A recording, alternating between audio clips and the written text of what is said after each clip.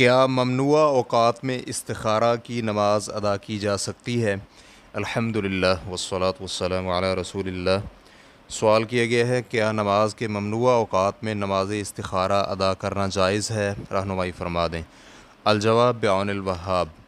سوال نمبر 306 اور اسی طرح سوال نمبر 8818 اور اس کے ساتھ ساتھ سوال نمبر 2013 کے جوابات میں ان اوقات کا بیان ہو چکا ہے جن میں نبی اکرم صلی اللہ علیہ وآلہ وسلم نے نماز ادا کرنے سے منع فرمایا ہے، اور اس ممانعت سے مراد مطلقاً وہ نفلی نماز مراد ہے جو بغیر کسی سبب کے ادا کی جاتی ہو، لیکن وہ نوافل جو کسی سبب کی بنا پر ہوں، مثلاً تحیۃ المسجد، تو ممنوع اوقات میں ان کی ادائیگی ہو سکتی ہے۔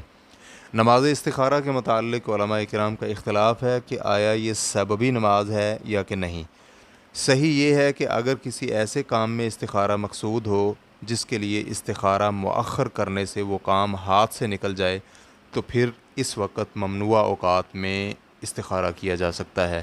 مثلاً اگر کسی شخص کو عصر کے بعد سفر پر جانے کی ضرورت پیش آ جائے، لیکن اگر کوئی ایسا کام ہو جو استخارہ کو ممنوع وقت کے نکلنے تک مؤخر کرنے سے فوت نہ ہوتا ہو تو پھر ممنوع اوقات میں نماز استخارہ ادا نہیں کی جائے گی۔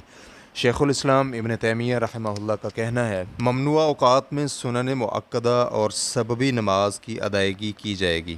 امام احمد سے ایک روایت یہی ہے اور ہمارے اصحاب وغیرہ میں سے ایک جماعت نے یہی اختیار کیا ہے، اور نماز استخارہ کو مباح وقت تک مؤخر کرنے سے کام فوت ہو جانے کی صورت میں نماز استخارہ ممنوع وقت میں ادا کی جا سکتی ہے، اور وضو کے بعد 2 رکعت کی ادائیگی مستحب ہے چاہے ممنوع وقت ہی کیوں نہ ہو۔ شافعیہ کا قول بھی یہی ہے۔ ریفرنس کے لیے دیکھیے الفتاوی الکبریٰ جلد نمبر 5 صفحہ نمبر 345۔ شیخ ابن عثیمین رحمہ اللہ سے دریافت کیا گیا کیا ممنوع اوقات میں انسان نماز استخارہ ادا کر سکتا ہے؟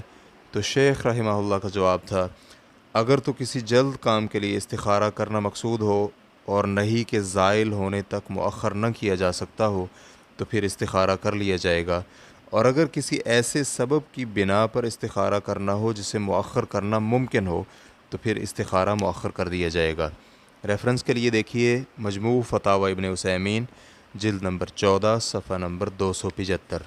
واللہ تعالی اعلم۔ اسلام کیو اے ریکارڈنگز، مؤسسۃ الشیخ محمد صالح المنجد، المملکۃ العربیۃ السعودیہ، فتویٰ نمبر 41697۔ والسلام علیکم ورحمۃ اللہ وبرکاتہ۔